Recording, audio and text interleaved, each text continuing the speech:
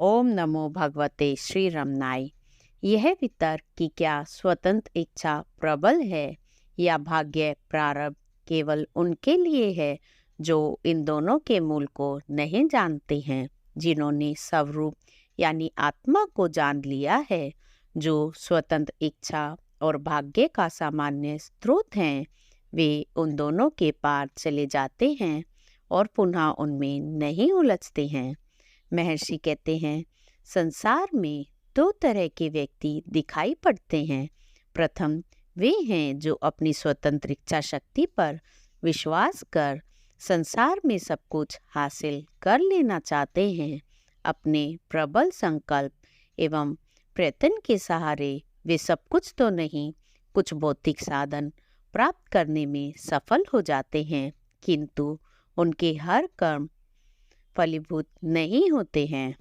तो भी उनका मानना है कि अपनी स्वतंत्र इच्छा शक्ति से सब कुछ प्राप्त करना संभव है। यद्यपि ऐसा होता नहीं है। कर्मों के फल नियंता के अधीन है। उसके नियंत्रण में ही कर्मों के अच्छे बुरे फल मिलते दिखाई पड़ते हैं, किंतु यह वर्ग कर्मों को ही सर्वस्व मानता है। दूसरा वर्ग है जो भाग्य या प्रारब्ध को ही सब कुछ मानता है।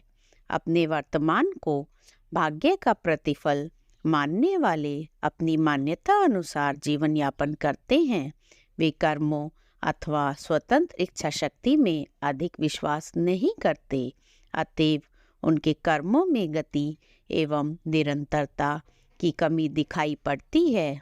दोनों ही वर्गों का एक मध्य वर्ग भी है, जो कभी प्रारब्ध को श्रेष्ठ मानते हैं तो कभी स्वतंत्र इच्छा शक्ति को।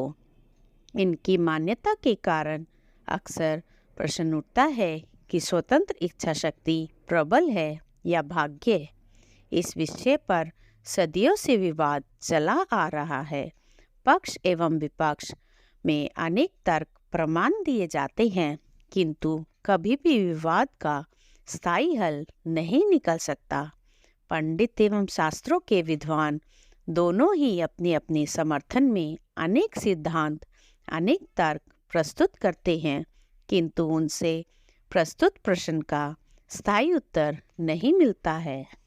सूत्र इस प्रश्न का स्थायी उत्तर देता है, भाग्य प्रबल है या स्वतंत्र इच्छा शक्ति। इस तरह के प्रश्न वस्तुतः मन में पैदा होते हैं तथा इसके मूल में अहंकार वृत्ति कार्य करती है। मैं का शरीर भाव ऐसे प्रश्नों को जन्म देता तथा अनेक विवादों को पैदा करता है। वास्तव में जो इस तथ्य को नहीं जानते, वे ही ऐसे विवादों में उलझकर परेशान रहते हैं। अपने मूल आधार अर्थात सत्य का ज्ञान रखने वाले ज्ञानी जानते हैं कि स्वरूप, स्वतंत्र इच्छा शक्ति एवं प्रारब्ध दोनों का ही सामान्य स्रोत है। जो उस स्रोत के स्वरूप को जानता है, वे उन दोनों प्रारब्ध एवं स्वतंत्र इच्छा शक्ति के पार चला जाता है।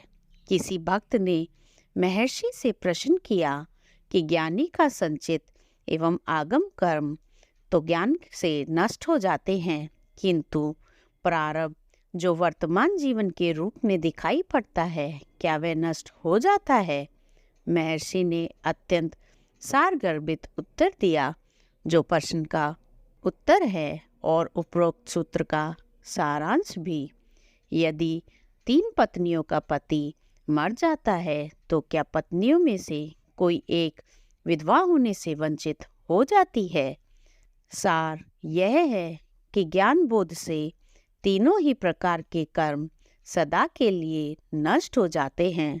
स्वरूप में स्थित ज्ञानी की अवस्था स्वतंत्र इच्छा शक्ति अथवा प्रारब्ध संबंधित प्रश्नों के पार है। वहाँ इनका कोई अस्तित्व ही नहीं है।